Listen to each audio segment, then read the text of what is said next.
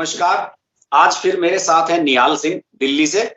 MCD की beat देखते हैं पिछले 6-7 साल से। और एमसीडी का जो चुनाव है वो इस बार ऐसा चुनाव हुआ कि गुजरात और हिमाचल प्रदेश के विधानसभा चुनाव के साथ होते हुए भी ये इतना हाईलाइट हो गया कि इस पर मीडिया का अटेंशन तो गया ही, साथ साथ राजनीतिक दलों ने भी इस पर अपनी पूरी नजर बनाए रखी। इवन मैं तो शायद बहुत लंबे समय बाद देखा कि किसी सिविक बॉडी का चुनाव हुआ हो और उसके एग्जिट पोल को टीवी चैनल्स ने इतनी ज्यादा तवज्जो दी हो। तो निहाल ने हमारे से पहले एक बार वीडियो में ये भी बताया था, जब हम मतदान से एक दिन पहले बात कर रहे थे, तो इनका ये कहना था कि जिसको भी बहुमत मिलेगा, स्पष्ट बहुमत मिलेगा एमसीडी में, चाहे वो बीजेपी को मिले चाहे आम आदमी पार्टी को, और ऐसा ही हुआ भी है। लेकिन अभी महापौर का यानी कि मेयर का चुनाव अभी नहीं हो सका है। तो निहाल, अभी ये बताइए कि चुनाव कब होगा, लेटेस्ट स्थिति क्या है? महापौर का चुनाव कब होगा ये तो मतलब आने वाले कुछ एक हफ्ता में क्लियर हो जाएगा, लेकिन मुझे लगता है फरवरी के पहले दूसरे सप्ताह में ये पूरी प्रक्रिया हो जाएगी, जिसमें मेयर का इलेक्शन होगा और डिप्टी मेयर का इलेक्शन होगा। सबसे पहले इसमें पार्षद जो है शपथ लेते हैं और उसके बाद ये उसी दिन मेयर और डिप्टी मेयर का इलेक्शन होता है। अच्छा, तो अभी मतलब फिलहाल प्रक्रिया क्या चल रही है, क्या किस स्तर पे है? राज्य चुनाव आयोग ने जो निगम पार्षद जीते थे उनकी सूचना गजट नोटिफिकेशन के जरिए दिल्ली नगर निगम को दे दी है। दिल्ली नगर निगम के आयुक्त के पास वो सूचना आई थी। आयुक्त ने वो सूचना म्युनिसिपल सेक्रेटरी को दे दी और म्युनिसिपल सेक्रेटरी ने फिर उनके जवाब में आयुक्त को पत्र लिखा कि अब हाउस बुलाने के लिए आप एलजी की मंजूरी मांगे, एलजी को पत्र लिखे। तो अभी एलजी को पत्र संभवतः आज चला जाएगा, जो आज हम बुधवार को बात कर रहे हैं, और जिसके बाद उपराज्यपाल इस पर निर्णय लेंगे। अच्छा, पहले निहाल दिल्ली में एमसीडी का जो चुनाव होता था मेयर का, उसमें ये था कि हर साल अप्रैल में चुनाव होता था। इस बार कैसे रहेगा? दिल्ली नगर निगम के एक्ट में सर जो है वो हर वर्ष चुनाव होने की बात लिखी गई है कि दिल्ली के नगर निगम में मेयर का चुनाव हर साल होगा। अब साल कौन सा होगा वो भी इसमें निगम के एक्ट में स्पेसिफाई किया हुआ है कि वो 1 अप्रैल से शुरू होगा। चूंकि इस बार दिसंबर में चुनाव हुआ है, आमतौर पर जो निगम का चुनाव होता है वो मार्च अप्रैल में होता है, आम चुनाव जो होता है। लेकिन चूंकि इस बार तीनों नगर निगम का एकीकरण होना था, एकीकरण के बाद परिसीमन होना था, परिसीमन के बाद फिर चुनाव की प्रक्रिया पूरी हुई। चुनाव की प्रक्रिया पूरे होने के बाद अब दिसंबर में चूंकि हो गया है, तो अब उपराज्यपाल को ये निर्णय लेना है कि वो कब चुनाव कराते हैं। मुझे लगता है चूंकि एक दल के पास, जो आम आदमी पार्टी है, उसके पास स्पष्ट बहुमत है महापौर बनाने के लिए। अगर क्योंकि दल बदल कानून लागू नहीं होता है तो कुछ भी हो सकता है, लेकिन अभी फिलहाल आम आदमी पार्टी के पास स्पष्ट बहुमत है। तो मुझे लगता है कि अगले माह की पहले दूसरे सप्ताह में महापौर और उप महापौर के चुनाव की प्रक्रिया पूरी हो जाएगी। अच्छा, अभी जो आदेश गुप्ता थे बीजेपी के निवर्तमान अध्यक्ष दिल्ली के, उन्होंने एक बयान दिया था। उन्होंने ये कहा था कि बीजेपी जो है इस चुनाव के लिए नहीं जाएगी, महापौर के चुनाव में रस्साकसी नहीं करेगी। उनकी इस बात में कितना दम है? कुछ भी हो सकता है। महापौर, जब आदेश गुप्ता जी ने ये कहा कि वो इस चुनाव में महापौर पद का उम्मीदवार नहीं उतारेगी, तो मैं आपको बता देता हूँ हर्ष जी कि महापौर चुनाव के लिए प्रक्रिया क्या होती है, थोड़ा सा मैं बता देता हूँ। इस समय 134 पार्षद जो आम आदमी पार्टी के पास है, 104 पार्षद जो है बीजेपी के पास है, और 3 पार्षद निर्दलीय है, वह 9 पार्षद कांग्रेस के पास है। अब महापौर का नामांकन करने के लिए सबसे बड़ी जो शर्त होती है कि हमें कोई भी एक पार्षद महापौर का नामांकन कर सकता है, किसी भी दल का हो, चाहे वो निर्दलीय हो चाहे हो, उसको सिर्फ 2 प्रस्तावक की आवश्यकता होती है। अगर जो हमारे 3 निर्दलीय जीत के आए, इनमें से कोई एक व्यक्ति तय कर लेता है कि मैं महापौर का चुनाव करूंगा, और दोनों लोग उसका प्रस्तावक बन जाते हैं, तो वो भी प्रत्याशी महापौर पद के लिए बन सकता है और चुनाव प्रक्रिया पूरी कराई जाएगी। अब ये भी संभावना है कि अगर निर्दलीय प्रत्याशी महापौर पद का नामांकन कर दे और भाजपा उसको समर्थन दे दे कि भाई हमने, इससे ये भी हो जाएगा कि हमने तो नहीं कहा था कि मतलब हमने मेयर नहीं बनाया अपना, हमने प्रत्याशी नहीं उतारा। ये निर्दलीय है, तो पार्षदों ने अपनी अंतरात्मा से इसको वोट दिया है। तो तो ये भी अंतरात्मा का खेल अभी होगा इसमें। बिल्कुल, किस राजनीति में तो अंतिम तक, जब तक कि महापौर चुनाव के नामांकन की प्रक्रिया पूरी नहीं हो जाती, जिसमें कोई अगर उससे पता चल जाएगा कि कितने प्रत्याशी मैदान में हैं। अगर एक ही प्रत्याशी निर्विरोध, क्योंकि जिस दिन हाउस बुलाया जाएगा उससे करीब 10 दिन पहले एक म्युनिसिपल सेक्रेटरी जो है एक अधिसूचना जारी करेंगे कि ये इस पद के लिए, महापौर पद के लिए नामांकन की प्रक्रिया शुरू हो गई है। फला तारीख से लेकर फला तारीख तक नामांकन कर सकते हैं। 3-4 दिन का समय मिलता है लगभग इसमें। अगर एक ही सदस्य ने नामांकन किया तो मतलब जो भी सदस्य नामांकन करेगा उसके महापौर बनने की प्रबल संभावना हो जाएगी। लेकिन निर्विरोध हो जाएगा एक ही रात हो। हाँ जी। और लेकिन अगर किसी ने भी नामांकन कर दिया तो फिर वो चुनाव में जाएगा। हालांकि निगम में ये भी प्राविधान है कि चुनाव होने से 1 मिनट पहले तक आप अपना नामांकन वापस ले सकते हैं। अच्छा जी। तो अभी फिलहाल ये बताइए कि आम आदमी पार्टी का जो खेमा है, उन्हें ये लग रहा है कि भाई महापौर तो अपना बनेगा, मेजोरिटी भी है। अभी तक तो बीजेपी का स्टैंड यही है, क्योंकि आदेश गुप्ता तो अब रहे नहीं अध्यक्ष। उनके बाद जो अध्यक्ष बने हैं सचदेवा, उनका भी कुछ इस बारे में अभी स्टैंड नहीं क्लियर हुआ है कि पार्टी की लाइन इस पर क्या है। तो फिलहाल तो यही मान लिया जाए कि बीजेपी प्रत्याशी नहीं उतार रही। तो आम आदमी पार्टी में क्या हलचल है इस समय? कौन-कौन लोग इसमें दौड़ में है? आम आदमी पार्टी में अभी सभी लोगों को ये खुशी है कि वो जीत कर आ गए और वो जो है महापौर से लेकर विभिन्न कमेटियों के चेयरमैन और ये सब बन सकते हैं। तो चूंकि पहला महापौर महिला महापौर के बनने की प्रबल संभावना है और होगा भी यही, क्योंकि एक्ट ही यही इजाजत देता है कि कोई भी जो सदस्य होगा निगम पार्षद, वो महिला होगी और वही पहली बार वर्ष में महापौर बनेगी। तो इसमें आम आदमी पार्टी की एक प्रमीला गुप्ता है तिमारपुर से, अन्ना आंदोलन से उनके बेटे जुड़े हुए हैं, अभिषेक गुप्ता उनके बेटे हैं, जो कि अरविंद केजरीवाल के दफ्तर में काफी लंबे समय से काम करते रहे हैं और वो मीडिया सलाहकार के भी दफ्तर में काम करते रहे हैं जो अरविंद केजरीवाल के। तो उनकी मदर है प्रमीला गुप्ता, वो भी अन्ना आंदोलन के समय से काम कर रही हैं और उनकी प्रबल संभावनाएं। एक सारिका चौधरी है जो दरियागंज निगम पार्षद सीट से जीत कर आई हैं और वो दिल्ली महिला आयोग में सदस्य रही हैं, उनकी भी संभावना है। और कैप्टन शालिनी का एक नाम आया था, वो चुनाव हार गई हैं। अच्छा हार गई वो चुनाव नहीं जीत पाई वो तो सोशल मीडिया पे तो काफी ट्रेंड कर रहा था कि नेक्स्ट मेयर वही बनेंगी। हाँ सर, वो लेकिन जो है चुनाव हारने की वजह से तो कोई भी सदस्य जो है, अब सदस्य जो सदस्य नहीं है वो मेयर नहीं बन सकता। मुख्यमंत्री में ये होता है कि वो नॉमिनेट कर दो, फिर 6 महीने बाद चुनाव जीत के आ जाओ तो फिर मुख्यमंत्री बन जाते हैं। कोई प्रावधान है नहीं। महापौर में ऐसा नहीं होता। महापौर निगम एक्ट में स्पष्ट है कि जो सदस्य है वही महापौर और महापौर बन सकता है। अच्छा इसमें चलिए, इसमें कौन बनेगा ये तो अभी मुझे लगता है कि बहुत कुछ चलेगा इसमें। तो आम आदमी पार्टी में इसके लिए काफी खींचतान भी होने वाली है और ये आम आदमी पार्टी के लिए भी अपना एक टेस्ट होगा कि वो किस तरीके से सही नाम को ले, क्योंकि ऐसा भी हो जाता है कि अगर किसी कैंडिडेट को लेकर पार्षद किसी से खुश नहीं है कि साहब ये कैंडिडेट सही नहीं है, तो इसमें क्रॉस वोटिंग की भी संभावना है और उसमें गुप्त मतदान होगा। मुझे लगता नहीं कि कुछ इसमें पता लग पाता होगा किसने किधर वोट डाल दिया। पूरी तरह गुप्त होता है, लेकिन पॉलिटिकल पार्टीज के कुछ हथकंडे होते हैं जिसकी वजह से वो अपने सदस्यों द्वारा मतदान की बात को पता लगा लेते हैं कि चूंकि वो वोट सील लगानी होती है मेयर के इलेक्शन में, जो एक चुनाव आयोग का जो स्वास्तिक होता है उस तरीके की एक सील लगानी होती है।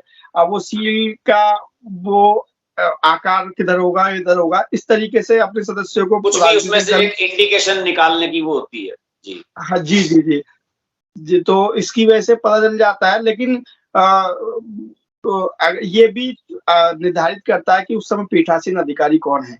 पीठासीन अधिकारी अगर ये चाहे कि वो किसी सदस्य को, मतलब जो दल चुनाव लड़ रहे हैं उनको एक नियत समय से ज्यादा वो बैलेट पेपर देखने की अनुमति नहीं देंगे, तो फिर इसमें मुश्किल हो जाता है। मतलब टाइम ही नहीं दे, जाओ मोहर लगाओ और बाहर आ जाओ। जी, जी, जी। नहीं, अच्छा उसके तो बाद मतदान जब जब वोटिंग के बाद जो गिनती होती है, उसमें ये राजनीतिक दल का जो प्रतिनिधि होता है एक, वो मौजूद होता है। वो अगर जल्दी-जल्दी में देख ले, क्योंकि सीरियल से पता चल जाता है, तो उसको दिमाग में याद रखना होता है कि एक सीरियल पे ये आया था, तो ये ऐसा है। लेकिन ज़्यादातर मतलब 99% जो अ, संभावना रहती है, वो गुप्त मतदान की रहती है। हाँ, अरे वैसे तो ये राज्यसभा के चुनाव में भी गड़बड़ी हो चुकी है। अब तुम्हें याद होगा कि वो सुभाष चंद्रा जब चुनाव जीते थे हरियाणा से राज्यसभा का, उसमें वो इंक जी, दूसरे पेन से लगा दी थी जानबूझ के उन्होंने। एक जो जी, जी, ऑथराइज्ड पेन था उसके बजाय वो दूसरे पेन से उसमें टिक लगाया है और उनके सबके जी, वोट कैंसिल हो गए। जब वो जितवाना होता है तो वो ऐसे भी हो जाता है। लेकिन फिर भी मुझे हो ऐसा जाता लग है। रहा है, पता नहीं क्यों, कि बीजेपी ये चाह रही है कि हम अभी पहले साल में, चूंकि 5 साल में 5 बार मेयर बदलना है, तो मुझे लग रहा है कि बीजेपी ये चाह रही है कि गलत मैसेज ना दिया जाए और 1 साल आम आदमी पार्टी को इसमें काम करने दिया जाए। उसके बाद तो बहुत सारे रीजन आ जाते हैं, पार्टी आम आदमी पार्टी के ही पार्षदों में असंतोष उभरेगा, कुछ मुद्दे उछलेंगे, कुछ डेवलपमेंट की बातें होंगी, तो दूसरे साल में फिर ये मौका होता है कि 1 साल में महापौर जो है वो काम करने में विफल रहा, इसलिए इस बार हम ट्राई करेंगे। तो मुझे लगता है कि इस साल तो आम आदमी पार्टी का ही महापौर बनेगा। नहीं, आप बिल्कुल सही कह रहे हैं कि संभावना तो यही है कि आम आदमी पार्टी का ही महापौर बने और उनके पास बहुमत भी है इसके लिए। लेकिन राजनीति में जब तक कि कुछ हो ना जाए, तो उसको आखिर नहीं माना जा सकता। और पहला महापौर 1 साल के लिए नहीं होगा। पहला महापौर मात्र और मात्र 3 महीने के लिए होगा, जनवरी से लेकर 31 मार्च तक। उसके बाद फिर महापौर के चुनाव की प्रक्रिया होगी, क्योंकि जो निगम में एक्ट के अनुसार जो महापौर का चुनाव वो अप्रैल में ही होता है। तो अभी ये महापौर ये बन जाएँगे, तो वो 3 महीने के लिए होंगे, उसके बाद फिर महापौर जाना है। तो मुझे लगता है भाजपा ये चाह रही होगी कि क्यों 3 महीने के लिए बदनामी लें, अगर लेनी है तो पूरी फिर 1 साल के लिए क्यों ना लें। अच्छा, तो हमें पहले तो ये समझा दीजिए कि ये 5 साल तक महापौर कैसे कैसे बनेंगे और उनका रिजर्वेशन वाला वो हिसाब कैसे, टर्न वाइज बताइए। इस बार मैं आपको बता देता हूँ, अगर उपराज्यपाल ने अभी तो आपने बताया कि पहले 3 महीने के लिए बनेगा, ये तो अस्थायी टाइप का ही है, मतलब वो उस फेज को कवर करने के लिए, चूंकि मार्च अप्रैल टू अप्रैल नहीं चल रहा है, चुनाव डिले हुआ है, तो इसलिए अभी 3 महीने के लिए बनेगा, वो किसी का भी बन जाए। फिर उसके बाद रिजर्वेशन वाला क्या सिस्टम होगा? मैं आपको बता देता हूँ। इस वैसे तो आम तौर पर निगम का कार्यकाल 5 साल का ही होता है और 5 साल में 5 महापौर बनते हैं, और सामान्य परिस्थितियों में जो कि 1 अप्रैल से उनका कार्यकाल शुरू होता है। लेकिन इस बार जो चुनाव दिसंबर में हुए हैं, तो इस बार जो है महापौर जो बनेंगे वो 6 बनेंगे, क्योंकि 5 साल के कार्यकाल में करीब 5 बार अप्रैल आएगा, और चूँकि एक बार पहले से ही चुनाव हो गया, 1 अप्रैल से पहले ही चुनाव हो जाएगा, तो 6 महापौर बनेंगे, जिसमें पहला साल महिला के लिए हो ही गया। दूसरा वर्ष जो है, जो 1 अप्रैल 2023 से शुरू होगा, वो वो सामान्य श्रेणी का कोई भी सदस्य, पार्षद, वो महापौर बन सकता है। फिर तीसरा जो वर्ष होगा, वो होगा अनुसूचित जाति के लिए आरक्षित होगा। वो उसमें अनुसूचित जाति यानी एससी वर्ग से ही यानी कि जो कोई। ये 3 महीने वाला आपने बताया पहले, तो इसमें महिला इस रिजर्वेशन वाला जो टर्म है वो इसमें कवर हो जाएगा, फिर जनरल हो जाएगी सीट। बिल्कुल, बिल्कुल, क्योंकि वो 31 मार्च तक अपना कार्यकाल पूरा कर लेंगे, जो एक्ट में प्रोविज़न है ही है कि 31 मार्च तक जो भी महापौर बनेगा उसका कार्यकाल 31 मार्च तक है, तो उनका कार्यकाल 3 महीने का होगा, और जो आखिरी छठा महापौर बनेगा, उसका कार्यकाल 9 महीने का होगा। अच्छा, तो मतलब पहले तो महिला हो गई 3 महीने के हाँ, लिए, फिर फिर 1 साल पहले के लिए वर्ष। जनरल सीट हो गई, हाँ जी, फिर और फिर दूसरे साल के लिए जो है अनुसूचित जाति का पार्षद होगा, और फिर कोई भी सामान्य श्रेणी का पार्षद अगले वर्षों तक महापौर बन सकता है, हर प्रत्येक वर्ष में। यानी कि बस जो दो दो आरक्षण है, टर्म रिजर्व हुए, एक महिला एक अनुसूचित जाति के। जी, आरक्षण है वो सिर्फ पहले और तीसरे वर्ष के लिए है, जिसमें पहला वर्ष महिला के लिए आरक्षित है और तीसरा वर्ष जो है अनुसूचित जाति के पार्षद के सदस्य के लिए आरक्षित। तो इस तरह से 6 महापौर बनेंगे, ये भी एक बड़ी खबर है। जी। तो अभी इसमें जो है, आप ये बताइए कि जो फिलहाल अभी पार्षद जीत कर आए हैं, उनके हिसाब से इस बार का जो दिल्ली का, अब चूंकि पहले तो दिल्ली 3 पार्ट में बटी हुई थी, अब पूरी बॉडी एक हो गई है। इसमें एनडीएमसी वो जो है उसे अलग कर दिया जाएगा अगर न्यू दिल्ली वाले को, है ना? तो अब पूरी बॉडी हो गई है। तो इसमें ये बताइए कि आम आदमी पार्टी के जो पार्षद जीत कर आए हैं, उनके जीतने के रेशो के हिसाब से दिल्ली के किस हिस्से का रिप्रेजेंटेशन इस बॉडी में ज्यादा होने जा रहा है? मतलब चूंकि 250 सदस्य नई दिल्ली टोटल एमसीडी के नहीं, उसमें से 134 ही हैं आम आदमी पार्टी के तो उसमें वो किन इलाकों में सबसे ज्यादा है? जैसे साउथ दिल्ली में ज्यादा है या पूर्वी दिल्ली में जो सबसे ज्यादा सीटें हैं वो बीजेपी की है ना? और बाहरी दिल्ली और उत्तरी दिल्ली और दक्षिणी दिल्ली, इसमें आम आदमी पार्टी का ज्यादा रुतबा है।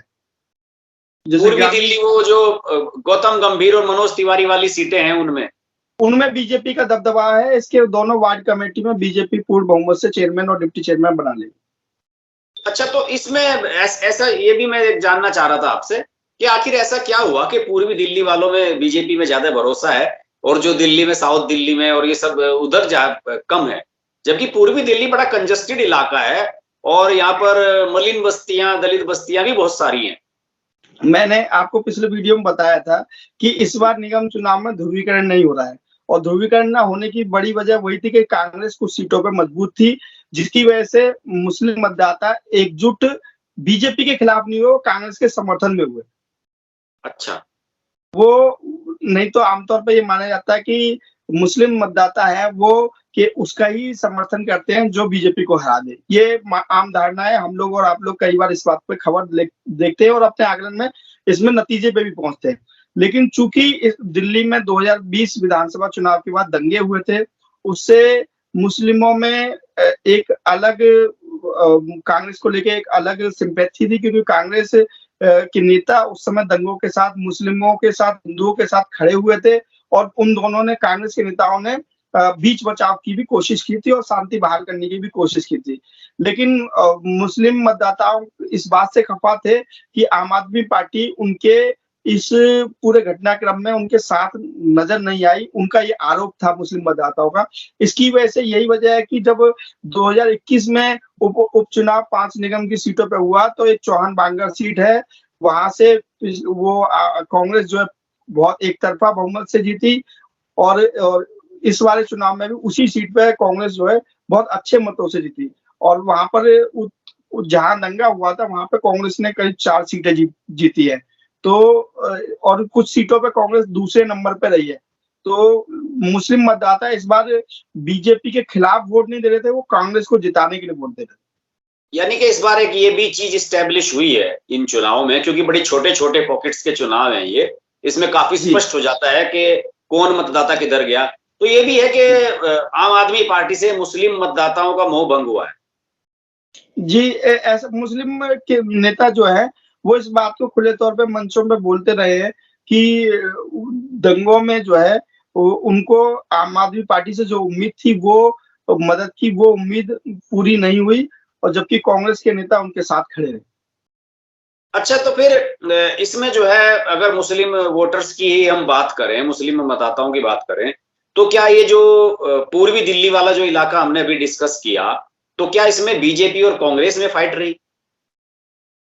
बीजेपी और कांग्रेस में फाइट रही, कुछ सीटों पे आम आदमी पार्टी रही, लेकिन मतलब जैसे उत्तर पूर्वी दिल्ली में तो ज्यादातर सीटों पे बीजेपी और कांग्रेस में रही। एक तरीके से उत्तर पूर्वी दिल्ली में आम आदमी पार्टी दूसरे नंबर पर रही और तीसरे नंबर पर कांग्रेस रही। लेकिन कांग्रेस के प्रत्याशियों को अच्छे वोट मिले, जिसकी वजह से बीजेपी को जीतने में आसानी हुई। अच्छा, कुछ लोगों का ये भी कहना है कि जिस दिन हम एग्जिट पोल डिस्कस कर रहे थे, तो कुछ लोगों से, दिल्ली के पत्रकारों से, बाकी से मेरी कुछ से बात हो रही थी, तो उनका ये कहना था कि जो अरविंद केजरीवाल ने वो कहा था कि लक्ष्मी गणेश की वो छपवा दो नोटों पे, और गुजरात को लेके सॉफ्ट हिंदुत्व वाला मामला चला था इनका, उसकी वजह से भी मुस्लिम मतदाता जो है केजरीवाल से नाराज हुए। हाँ, ऐसा कई मुस्लिम नेताओं से बातचीत हुई तो उनका भी यही कहना था कि वो जो है बीजेपी से तो उम्मीद करते हैं कि वो हिंदुत्व की बात करे, वो करे, तो उनके लिए तो बीजेपी के नेता बात करें तो उनके लिए कोई नई बात नहीं होती कि हिंदुत्व की बात करे। लेकिन उनको, मुस्लिम नेताओं को ये बड़ा आश्चर्य हुआ, और इमाम जो शाही इमाम है उसके जामा मस्जिद के, उन्होंने भी इस बात को किया कि क्या कहते हैं जो है आम आदमी पार्टी से जो उम्मीद थी उनको वो पूरी नहीं हुई और इसकी वजह से मतदाता जो है खफा है उनसे, वैसे मुस्लिम जो मतदाता। जामा मस्जिद के इमाम हैं ये तो पुराने कांग्रेसी हैं। ये वो शख्स हैं जिन्होंने सोनिया गांधी से पैसे लेकर कांग्रेस को समर्थन करने का आह्वान कर दिया था चुनावों में, याद होगा आपको कुछ साल पहले। जी, ये इस बात के लिए बदनाम है अक्सर कि हाँ, और 2014 में आपको याद होगा 2013 के हाँ। इलेक्शन में या 2015 के इलेक्शन में इन्होंने आम आदमी पार्टी को खुले तौर पर समर्थन देने की बात कही थी, तो आम आदमी पार्टी ने वो समर्थन लेने से ही मना कर दिया। क्यों समर्थन लेने से क्यों मना कर दिया था? वो उनको लगता था कि चुनाव कि अगर इनके इनमें समर्थन जीत का गया। इम्पैक्ट उल्टा होता है। हाँ जी, उनको आम आदमी पार्टी को लग रहा था कि ये उसका नुकसान ना हो जाए, हिंदू वोटर जो है कि हाँ, बीजेपी के पास ना चला जाए, इसलिए आम आदमी पार्टी ने पूरी तरीके से खुले तौर पर खुले मंचों से कहा था कि हम धर्म की राजनीति से पूरी तरीके से परहेज करते हैं। हम तो चाहते हैं कि सभी मतदाता हमको वोट दें, सभी धर्म और जाति अच्छा के। इसमें निहाल जो है अब इस चुनाव से, चलिए मेयर का चुनाव तो होता रहेगा, अब इसके बाद जो दिल्ली में अगला चुनाव आएगा, एक तो लोकसभा का चुनाव आएगा और उसके बाद फिर विधानसभा का चुनाव होगा। तो मुझे ये बताइए कि आने वाले समय में क्या जो दिल्ली की 7 सीटें हैं, आम आदमी पार्टी को बिल्कुल एब्सोल्यूट मेजोरिटी अब तक मिलती रही है विधानसभा में, बढ़ता उसका जो ग्राफ है लगातार ऊपर ही गया है दिल्ली। मेरा मानना है कि एमसीडी का जो चुनाव जीता है आम आदमी पार्टी ने, ये भी उसी का रिफ्लेक्शन है कि लोगों का विश्वास आम आदमी पार्टी में ज्यादा बढ़ा है। तो क्या ये बताइए कि ये जो 7 लोकसभा सीट हैं, अब तक एक भी सीट आम आदमी पार्टी यहां नहीं जीत पाई है जब से सत्ता में आई है। तो क्या ये लगता है कि एमसीडी के जो ये नतीजे हैं, आने वाले समय में यहाँ की जो लोकसभा बीजेपी 7 सीटें लगातार जीत रही है, 14 में भी 19 में भी, तो 2024 में क्या आपको लगता है कि एक आध सीट कोई निकालने की पोजीशन में आम आदमी पार्टी आ सकती है? दिल्ली की राजनीति को समझने के लिए हमें पिछले 2-3 चुनावों के नतीजों का विश्लेषण करें तो इस नतीजे पे पहुंचते हैं कि दिल्ली के लोगों का स्पष्ट मत रहता है हर चुनाव को लेके। उनका मत रहता है कि लोकसभा का चुनाव है तो वो यही मतदाता जो केजरीवाल को इतनी क्लीन स्वीप वाली मेजोरिटी देते हैं विधानसभा, वही मतदाता मोदी को लोकसभा में अच्छा मत देते हैं और आमने सामने की लड़ाई में बीजेपी के जो प्रत्याशी है वो जीत जाते हैं। और विधानसभा की जब बारी आती है तो वही जो मतदाता लोकसभा में केंद्र की भाजपा सरकार को वोट करते हैं, वही मतदाता केजरीवाल के लिए एक तरफा वोट करते हैं। दिल्ली नगर निगम का चुनाव इस बार थोड़ा-सा मतलब आंकड़ों से थोड़ा-सा विश्लेषण करें तो थोड़ा हैरान करने वाला है, क्योंकि आम आदमी पार्टी को पॉश कॉलोनियों में भी वोट मिला है। पॉश कॉलोनी जैसे जीके और इधर इस साइड देखें तो वहाँ पर भी आम जो आदमी बीजेपी पार्टी का ने गढ़ रहा है। जी, बिल्कुल, जो पॉश कॉलोनी जब माना जाता है कि फ्री बीज वाले जो है आम आदमी पार्टी के साथ हैं और पैसे वाले लोग जो है आम आदमी पार्टी के साथ नहीं है। इस बार इन नतीजों ने ये थोड़ा-सा बदला है और जो पूरा अपना आचरण है वो बदला है, जिसकी वजह से चित्तरंजन पार्क जैसी साउथ दिल्ली की पॉश इलाके वाली सीट पे आम आदमी पार्टी जहां के बंगाली प्रत्याशी रहते जीत हैं बहुत सारे। जी, जी, तो वहाँ प्रत्याशी जीत गए, तो ये होगा। लेकिन दिल्ली के मतदाताओं को जब हम लोग घूमते हैं तो उनका एक मत रहता है कि वो लोकसभा में बीजेपी और विधानसभा में जो है आम आदमी पार्टी और निगम में इस बार लोगों का मिला-जुला असर था, जिसकी वजह से बीजेपी 100 सीट से अधिक लेने में कामयाब रही और आम आदमी पार्टी 134 पे रही। कुछ सीटों में बहुत मामूली अंतर से आम आदमी पार्टी जीती, तो मिला-जुला असर था। लोकसभा में ये आम आदमी पार्टी की एनर्जी के ऊपर डिपेंड करता है कि वो कितना ताकत लगा के लोकसभा में ये विश्वास दिला पाती है कि वो निगम चुनाव लोकसभा चुनाव जीत सकती है, क्योंकि उनको मतदाता एक तरफ से ये निर्धारित करके वोट देते हैं कि मोदी जीतने वाले हैं तो मोदी को ही वोट क्यों ना दिया जाए। यानी कि सीधी सी बात यह है कि दिल्ली वालों की ये बात है कि जब बड़ा चुनाव हुआ लोकसभा का तो नेशन फर्स्ट, देश की बात पहले, और जब जी, विधानसभा और एमसीडी चूंकि जो है बिजली पानी का मामला आ जाता है तो उसमें जो उनकी जेब पे फर्क पड़ता है जिन चीजों से, उसको दिल्ली जी, के लोग चूज करते हैं। और दिल्ली की नेचर भी यही है, दिल्ली को जो बसाया है कायदे से, बाहर के लोग मैक्सिमम इसमें रहते हैं, जो नौकरी पेशा लोग हैं, छोटी छोटी जी, जॉब करते हैं, जी, मजदूरी करते हैं, इस तरह के लोग हैं, तो उनके लिए बिजली पानी ये सब चीजें मैटर करती हैं। मेरा मानना जी, तो यही। तो जी, फिलहाल आज आपसे बात हुई, बढ़िया बात हुई, और इसमें हम जो मेयर वाला मुद्दा है उस पर हम आपको आगे भी अपने शो में बुलाते रहेंगे निहाल। और अगर इसमें कोई भी अपडेट हो आप हमारे साथ जरूर शेयर कीजिएगा।